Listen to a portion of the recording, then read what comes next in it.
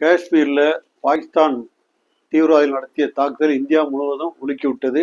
கிட்டத்தட்ட 26 பேரை அநியாயமாக சுட்டு கொண்டுட்டாங்க. இதனால இந்தியா கடுமையான நடவடிக்கைகள் எடுத்திருக்கு.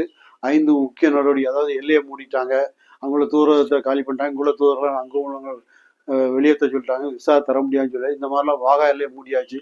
இந்த மாதிரிலாம் நடவடிக்கை எடுத்தால் கூட முக்கியமான ஒரு நடவடிக்கை என்னன்னா, சிந்து நதி நீர் ஒப்பந்தம் ரத்து. இது பாகிஸ்தானுக்கு நமக்கும் 1960ஆம் ஆண்டு ஏற்பட்ட ஒப்பந்தம், வியன்னா உடன்படிக்கையின்படி ஏற்பட்டது. எந்த காலத்தையும் நம்ம ரத்து பண்ண முடியாது. எவ்வளோதான் அவன் சண்டை போட்டாலும் நம்ம ரத்து பண்ண முடியாது. இந்த இதில் சிந்து நதியினோட வடிநிலை பகுதினா நம்ம பாகிஸ்தான் தான் வடிநிலை பகுதி. நம்ம இங்கேருந்து சிந்து நதி உற்பத்தியாகி அதில் ஒரு 6 கிளை நதிகளும் சேர்ந்து அங்கே தண்ணி போகுது. அதில் கிழக்கு பகுதியில் 3, மேற்கு பகுதியில் 3 இருக்குது. இந்த நதிகளில் நமக்கு எந்த கண்ட்ரோலும் இல்லை. நம்ம நினைச்ச அணை கட்ட முடியாது, நினைச்ச நேரத்தை வெள்ளத்தை தேக்கி வைக்க முடியாது, நினைச்ச நேரத்தை திறந்து வைக்க முடியாது அணையை.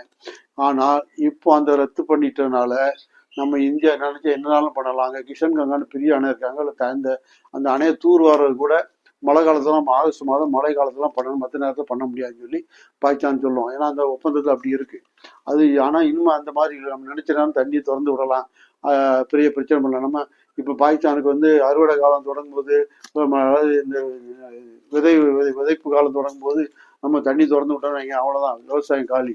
பாகிஸ்தானில் பஞ்சாப் மாகாணத்தில் பெரிய பெரிய அளவில் அவங்களுக்கு வளமான பகுதியாக தாங்க ஏகப்பட்ட நெல், கோதுமை எல்லாம் விளையுது. அந்த நேரத்தில் நம்ம இதை திறந்து விட்டோம்னா பெரிய பிரச்சனையாகும். இது போக நம்ம பகுதியில், இந்திய பகுதியில் ஏராளமான நீரேற்று திட்டங்களை கட்டுறது திட்டினா கூட அதை பாகிஸ்தான் தடுத்துக்கிட்டே இருந்துச்சு இந்த ஒப்பந்தத்தை காட்டி. ஆனால் புல்வாரா அட்டாக் நடக்கும்போது நம்ம 10 அணை கட்டுறதுக்கு, லடாக் பயிர் கட்டுறதுக்கு உத்தரவு போட்டோம். ஏற்கனவே ஒரு 10 சின்ன சின்ன அணைகள்லாம் இருக்குது. இனிமேல் இந்த மாதிரி அணைகள் கட்டுறதுக்கோ அதை பராமரிக்கிறதுக்கோ நம்ம இஷ்டப்படி எந்த நேரம் பண்ணலாம். இது பாகிஸ்தான் வயிற்றில் அடிப்பதற்கு சமம். ஏன்னா அவங்க அடிச்ச அடிக்கு இந்த அடி. ஏன்னா அவங்களுடைய உண்மையான ஒரு உணவு களஞ்சியத்தை நம்ம கண்ட்ரோலில் வருது.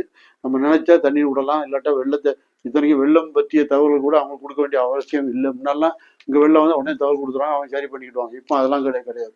அப்போ அவங்களுக்கு இன்னும் பாதிப்பு வரும். ஏற்கனவே பொருளாதாரத்தில் நலிந்து இருக்கக்கூடிய பாகிஸ்தான் தீவிரவாதத்தை மட்டுமே கையில் வைத்து கொண்டு நம்மளை அப்பப்போ சீண்டி பார்த்து கொண்டு இருக்கிறது. இப்பொழுது அதை ஒரேடியாக அடிக்கும் வகையில் தான் பலத்தை அடியை கொடுத்துருக்காங்க.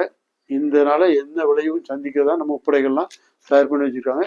இந்த பகல்பூர் அவங்க நடத்திய தாக்குதல், கொடூர தாக்குதல், அவங்களோட தீவிரவாதிகள் வச்சு, தீவிரவாத அமைப்பு வச்சு நடத்தின தாக்குதல் இனிமே அவங்களுக்கு பெரிய சாவு மணி அடிக்கும் வகையில் தான் இந்தியாவோட நடவடிக்கைகள் இருக்கும்.